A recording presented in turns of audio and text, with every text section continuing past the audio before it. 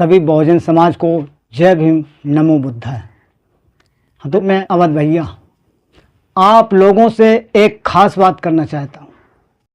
खास बात यह है कि आप लोग अपने पूर्वजों को कभी अपना पूर्वज नहीं मानते हैं, हमेशा उनकी निंदा करते हैं, उनकी आलोचना करते हैं, उनकी अवहेलना करते हैं, घृणा करते हैं। आप लोग अपने पूर्वजों से घृणा।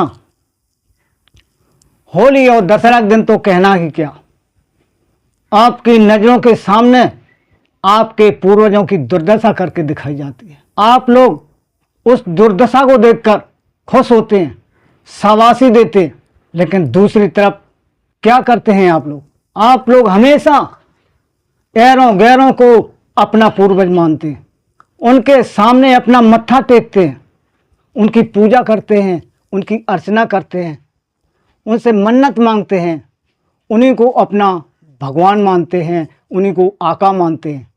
आप लोगों को अपनों से कोई लेना देना नहीं, कोई मतलब नहीं है। अगर मतलब है तो सिर्फ गैरों से। सबसे बड़ी बात तो ये है, आप लोगों ने भगवान बुद्ध के धर्म को छोड़ा, भगवान बुद्ध से नाता तोड़ा।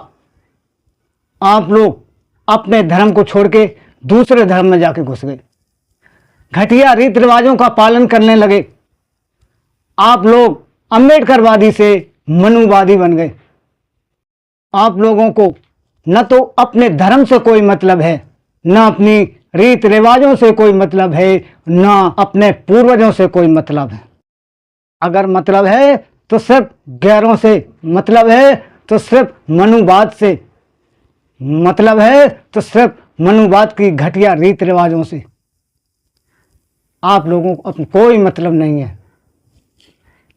अपनों से नाता तोड़ा, गैरों से नाता जोड़ा। अपने चाहे भाड़ में जाएं, गैर कहीं रूठ ना जाए। आप लोगों ने शायद एक कहावत सुनी होगी, पराए बाप से बाप कहना। बुरा मत मानना मेरी बात का। ये हाल, ये व्यवस्था आप लोगों की है। सुना होगा आपने नाम सम्राट अशोक का, सम्राट हिरण्यकश्यप का, सम्राट बलि का, सम्राट विरोचन का। इस तरह के आप लोगों ने बहुत से राजाओं के नाम सुने होंगे। ध्यान रखना, ये राजा कोई और नहीं थे, ये सब आपके पुरखा थे, आपके राजा थे, आपके महाराजा थे। वो भारत के सम्राट थे जिनकी धोखाधड़ी करके हत्या कर दी गई। उनका इतिहास भी गायब कर दिया गया, उनकी संतानों को अछूत घोषित कर दिया गया। याद रखना, मैं आपको खुले शब्दों में बताना चाहता हूं कि आप लोग किसी अछूत की संतान नहीं हो।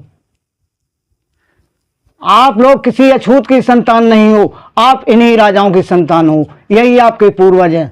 अपने पूर्वजों की यादगार को हमेशा बरकरार रखना, भूल मत जाना मेरे भाई अपने पूर्वजों की यादगार को। आप लोग राजवंशी हैं, आप लोग नागवंशी हैं, भारत के क्षत्रिय हैं। ये सोचने की बात और भी है कि आप लोग, आपकी नजरों के सामने आपके पूर्वजों की दुर्दशा करके दिखाई जाती है, लेकिन आप लोग उस दुर्दशा को देखकर खुश होते हैं, शाबाशी देते हैं। शर्म नहीं आई आप लोगों को अपनी करतूत पर? इतने निर्मोही मत मरो मेरे भाई। अपने अपने होते हैं, गैर गैर होते हैं। आप लोगों से ज्यादा समझदार तो हमारे मुसलमान भाई हैं, जो अपने पैगंबर के मरने पर गहरा शोक मनाते हैं, भारी शोक मनाते हैं। आप लोग शोक क्यों नहीं मनाते? उनका एक एक पैगंबर मरा है, आपके 10 पैगंबर मरे।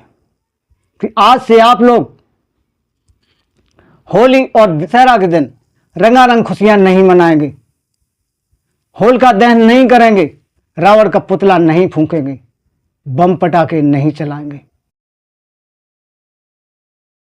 एक बार अपने पुरखों के गम में मौन धारण करके 2 मिनट का शोक जरूर मनाएंगे। मेरी एक गुजारिश और भी है कि आज से आप लोग अपना ये मत्था टेकने के लिए किसी मंदिर में नहीं जाएंगे, क्योंकि मंदिर से आपका कोई नाता रिश्ता नहीं है। मंदिर के अंदर आपका कोई अपना सगा नहीं है। ये मत्था हमेशा अपनों के सामने टेका जाता है, कभी गैरों के सामने नहीं।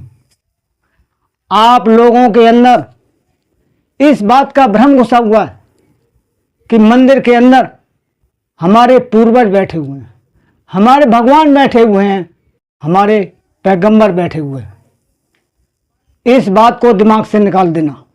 मैं आपको खुले शब्दों में बताना चाहता हूं कि मंदिर के अंदर न तो आपके पूर्वज देखने को मिलेंगे, न आपके भगवान देखने को मिलेंगे, न आपके पैगंबर देखने को मिलेंगे। सच बात तो यह है कि आपके पूर्वजों के जितने भी कातिल हैं, आपके पूर्वजों की हत्या करने वाले जितने भी हत्यारे हैं, वो सब के सब मंदिर में देखने को मिलेंगे।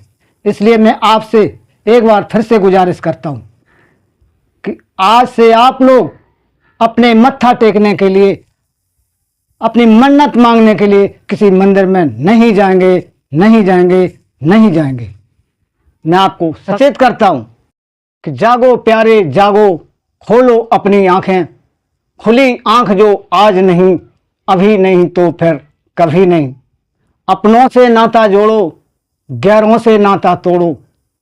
अपनों को गले लगाओ, गैरों को दूर भगाओ। भूल जाओ मनुवाद को, भूल जाओ मनुवाद की घटिया रीत रिवाज को। याद करो अपने संविधान को, याद करो अपने इतिहास को, याद करो बाबा साहब को, याद करो रविदास को। इन्हीं शब्दों के साथ अपने अपनी विचारधारा को यहीं समाप्त करता हूं। जय भीम।